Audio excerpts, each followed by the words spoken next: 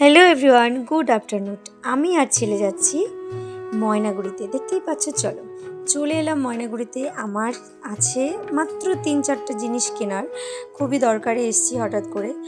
যাই হোক, আমি যে দোকানটাতে গিয়েছিলাম সেই দোকানটাতে কিন্তু তখন খোলেনি। তার জন্য ভাবলাম কোথায় সময়টা কাটাবো, চলে গেলাম শপিং মলে। এখানে গিয়ে একটু টুকটাক দেখছিলাম, অনেকদিন যাওয়া হয় না। আর আমার ছেলে করছিল দুষ্টামি, খেলছে, এটা ধরছে ওটা ধরছে। যাই হোক, বাচ্চারা আর কী করবে। আমি এখান থেকে কিছু না নিয়ে বেরোলেই নয়, তার জন্য দুটো বালিশ কভার নিয়ে নিয়েছিলাম। তারপরে চলে গেলাম ফলের দোকানে।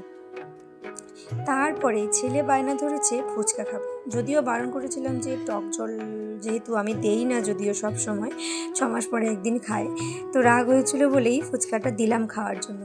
তো ও খাচ্ছে, তো আমি বললাম যে এত ভালো লাগছে, তা আমাকে একটু দে, আমি একটু টেস্ট করে দেখি। তো আমিও কিন্তু একটু নিলাম, এই টক জলটাকে ঝেড়ে দিয়ে একটা আমি একটুখানি খেয়ে নিয়েছি। আমার ফুচকার প্রতি খুব আকর্ষণ, জাস্ট খেতে পারি না, দুর্ভাগ্য। তারপরে যে জিনিসটা আমার কেনার আছে সেই দোকানে চলে গেছিলাম। আমি ওই দোকানটা থেকেই নেই সবসময় জিনিস, তখন সেই দোকানটা খোলেনি। এই দেখো, আমি এটা নিয়েছি।